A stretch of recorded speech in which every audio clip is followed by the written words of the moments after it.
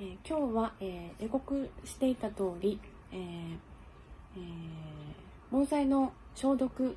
ですね。薬剤の紹介をしたいと思います。はい。そもそも、なんで、病害虫というのは問題になるのかというと、自然界には植物を食べる害虫とか、菌とかいるんですけど、その病害虫をさらに食べる天敵と言われるものですね。そういうのがいたり、いろんな生物が多様に生きていて、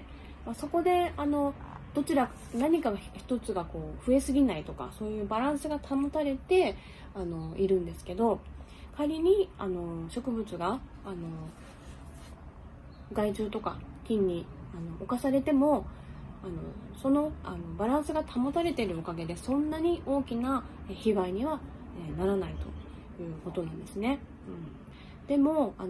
例えば農業の場面とか畑なんかは同じ作物が同じように植えられて育てられていると。多様性はですねほとんど排除された環境で作物を作るので限られた、それを好む、害虫が爆発的に繁殖しやすいというですねことがあったり、あとは肥料をあげるので、そういう肥料をたっぷり蓄えた作物っていうのはやっぱ私たちにも美味しいけど虫とか菌にもね美味しそうなんですよ。特にね窒素分が多く効きすぎてると、特有の匂いがするらしくって、その匂いを感知してアブラムシとか軍配虫とかそういうものがね寄ってきて大きな、ね、被害になりやすいと。盆栽につきやすい、病害虫はまず害虫ですと大体決まってまして、まずアブラムシですよね。あとハダニ、貝殻虫、軍配虫で、時々、棚場の環境にもよるんですけど、その辺に緑とかたくさんあったら芋虫とか毛虫とかもめっちゃ来ますし、めっちゃ来るんですけど、あとはスリップスっていうねアザミウマか、そういうのとかめっちゃちっちゃいやつですね。それとかキクイムシ、ネキリムシ、エカキムシとかいうですね、そういう害虫が寄ってきますね。樹種でいうと長寿梅とかボケとか、バラ科の植物の葉っぱの新しい葉っぱにはアブラムシはつきやすいですね。バラ科といえば、根の方には根頭岩歯病という病気もつきますね。あとは軍配虫はツツジとか菊とかそういうのにつきやすいですね。あと葉っぱの柔らかいモミジとかサルスベリなんかはうどんこ病が出やすいですし、盆栽樹種には定番の樹種が、ある程度、決まってるんですけどやっぱりそこにつく害虫も定番があるし、そうするといつ頃発生するかなっていう予想もつけられるんですね。だからこの植物にはどういう、病気とか害虫が発生しやすいかっていうのを事前に分かっておくと農薬も効率よく効かせることができると思います。で私が使っている農薬は殺虫剤と、殺菌剤と、殺虫殺菌剤っていうんですかね、そういうのも含めると15種類ぐらいかな持ってるんですけど、これらの農薬はですね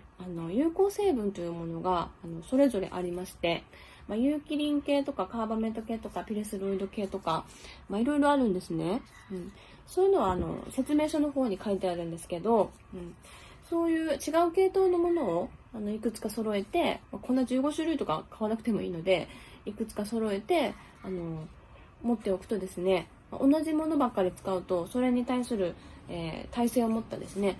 害虫とか菌が発生するので、そういうことも考えて、系統の違うものをじゅんぐり使っていくのが良いですね。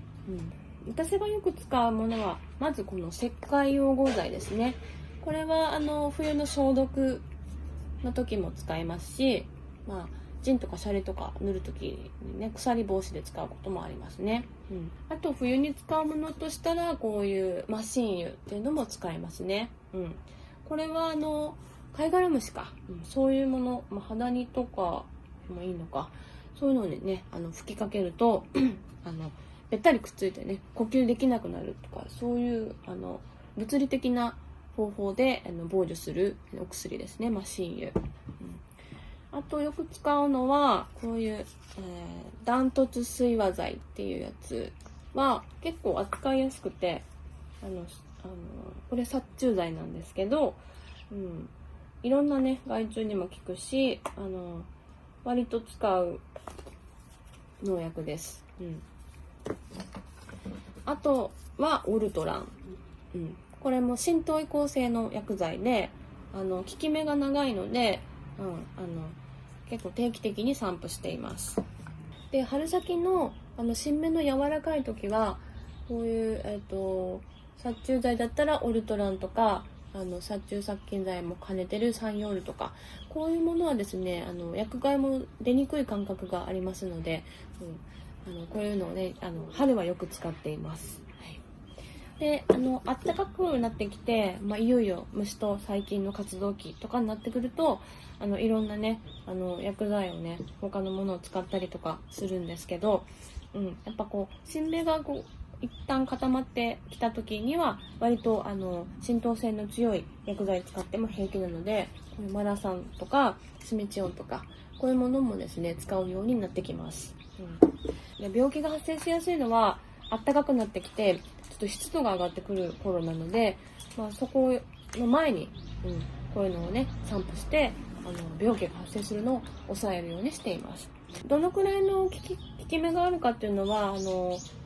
それぞれの薬剤の説明書に書いてあると思うんですが、一般的には10日に1回ぐらい、月に 2,3 回ぐらいの間隔で散布したらいいかなと思います。それであんまりこの時期は虫湧かない時期だなっていう、春の早いうちとか秋とかですね、そういう時は2週間に1回、10日から2週間に1回ぐらいちょっとスパン長めにやっていいし、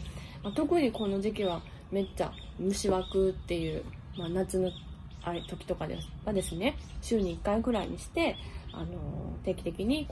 それぞれの薬剤を定期的に散布していくという感じにやっていけばいいかなと思います。一般家庭用に手に入りやすいんですけど、危険なものですから、取り扱いにはね注意。本当は今はねマスクしといた方が、ちょっとどこかから匂ってくるんですけど、マスクしてこういうゴーグルして扱う時にはこういう手袋をしてっていうですね、そういう取り扱いには注意してください。害虫に薬を散布する時に一番いいタイミングっていうのは、成虫が卵を産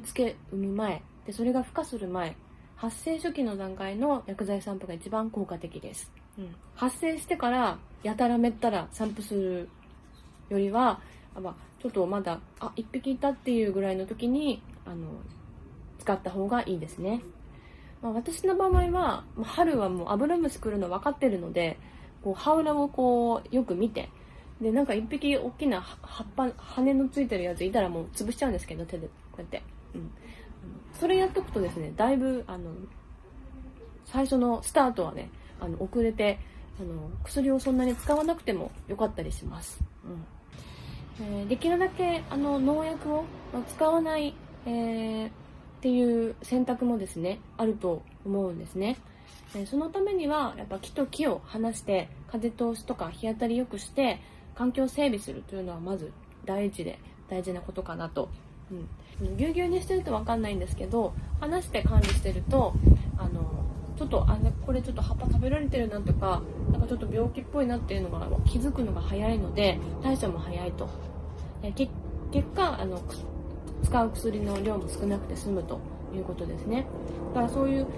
環境を整備してよく観察するということが第一に大切なことかなと思います。例えばアブラムシとかスリップスとか、そういう羽裏にくっつくやつ、軍配虫とか、そういう虫って明るいの嫌うんですね。キラキラを嫌う。だからこういうアルミホイルなんかをこう棚上にこうちょっとくしゃくしゃにしてこう光を乱反射させるような形にして敷いておくとですね、割と嫌うらしいですね。結構園芸とか農作物とかにもですね、マルチング使えてですね、やってるところがあるみたいで、こういうキラキラしたものをこう垂らしておくとか、そんなんだけでもアブラムシは嫌って寄りつかないみたいですね。私もちょっとね、春先だけ棚のトレーのところにアルミホイルを敷いてやってるんですけど、キラキラめっちゃ光って、アブラムシは寄ってきてないですね。はい、確かに。で、あとは天敵を利用した防除というのもありますね。アブラムシを食べるテントウムシとか、アブラバチっていう虫を、利用したり、あとカマキリとか、トカゲとかカエルとかいう肉食の、爬虫類とか両生類なんかも結構ね、いい働きをしてくれます。点滴を使った防除っていうのはすごいね、いいことだなと思うんですけど、農薬使ってたらね、こういう点滴もみんな殺しで死んじゃうので、なかなかね、現実難しいかなとも思うんですけど、私も定期シャンプーしてるけど、普通にトカゲとかカエルとかいますから、うまいことね、その時は隠れてやってくれてるのかなと思うんですけど、やっぱこうがっつりズブズブに使っちゃうと、やっぱこういういてほしい生物も全部殺してしまうということで、それは悲しいことだなと思います。私もいろいろ農薬は持ってますけど、できるだけ使いたくないなっていう考えはありまして、使うにしても使うんだったら一番効果のある時に必要な分だけ散布して、過剰に使わないようにしています。木作液使ってみたりとか、できるだけこう自然に、分解されるような、ものをですね、取り入れてみたりとかしています。はい、こういうね、農薬について、の本があるんです。こういう沈黙の春っていうね、これ私中学校ぐらいの時に図書館で読んで、すごい衝撃を覚えた本なんですけど、この本が出たおかげで、その農薬の危険性とか、そういうものがね、見直されたきっかけである本とも言われていて、すごくいい本なので、植物を相手に趣味にされてる方はですね、ぜひこういう本もね、読んでみたらどうかなと、紹介ということですね。ということで今日は喋りだけになっちゃったんですけど、大丈夫ですかね、ちょっと不安ですけど。